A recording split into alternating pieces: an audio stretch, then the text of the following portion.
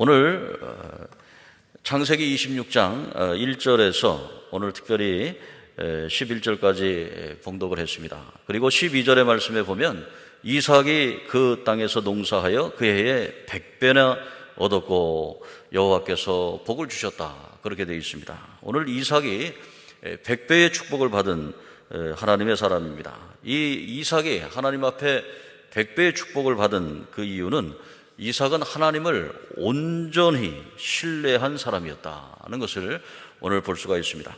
오늘 우리는 수요 목장 예배 25째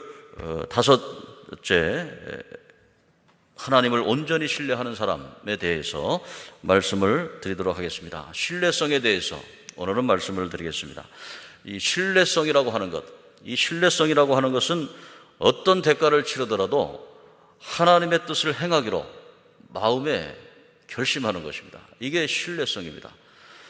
이삭은 아버지 아브라함이 겪었던 흉년을 똑같이 겪었습니다.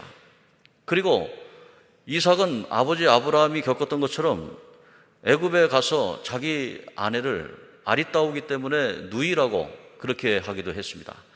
그런데 하나님께서 이삭과 아브라함을 특별한 은총을 베풀어 주셔서 위기를 넘기게 하시고 대흉년의 위기를 넘기고 또 자기 아내를 또한 지키게 하셔서 하나님 앞에서 큰 복의 사람, 자기만 복을 받은 게 아니라 세상 모든 천하 만민이 이삭으로 인해서, 아브라함으로 인해서 복을 받는 그런 복의 사람이 되었습니다.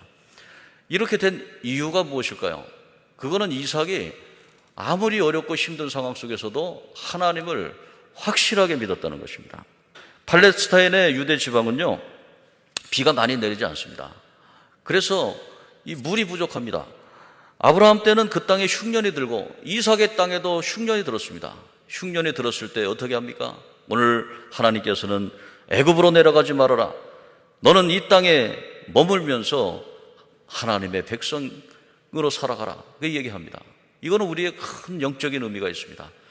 애굽은 어떤 땅입니까? 애굽은 나일강이 있어가지고 삼각주 평야가 되고 거기에 이런 말이 있어요. 신명기 11장 10절에 보면은 애굽 땅은 파종한 후에 발로 물대기를 하는 그런 땅이다라고 얘기해요.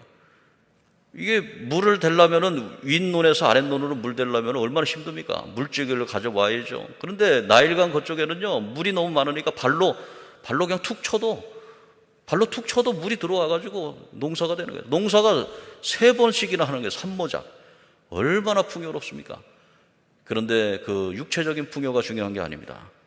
하나님께서 주시는 말씀은 흉년이라도, 세상은 흉년이라도 하나님 말씀으로 풍요할 수 있다. 그래서 하나님께서는 신명기 11장 11절에 너희가 가서 차지하는 땅은 산과 골짜기가 있는 땅이라, 하늘에서 내리는 비를 흡수하는 땅이라, 내가 권고하는 땅이다 그렇습니다. 생각해 보십시오.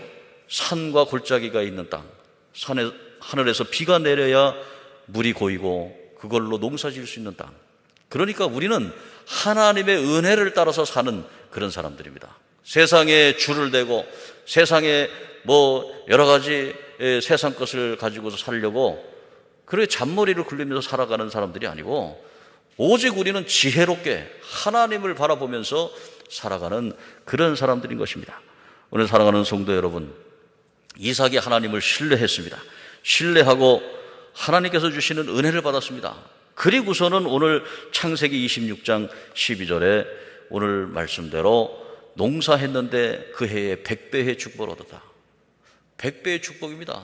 나일강가에서 해봤자, 산모작 해봤자 30배의 축복 받았겠죠. 그러나 하나님 말씀대로 하늘의 소망을 두고 하나님 앞에 기도하는 백성은 100배의 축복을 받습니다. 오늘 사랑하는 성도 여러분, 여러분들도 하나님의 뜻대로, 자기 뜻을 내어놓고 하나님의 뜻대로 하나님만 공경하고 하나님 말씀대로 살아서 이삭처럼 100배의 축복을 받는 그러한 신뢰하는, 하나님을 오직 신뢰하는 그러한 주의 백성들 다 되시기를 주의 이름으로 축복합니다.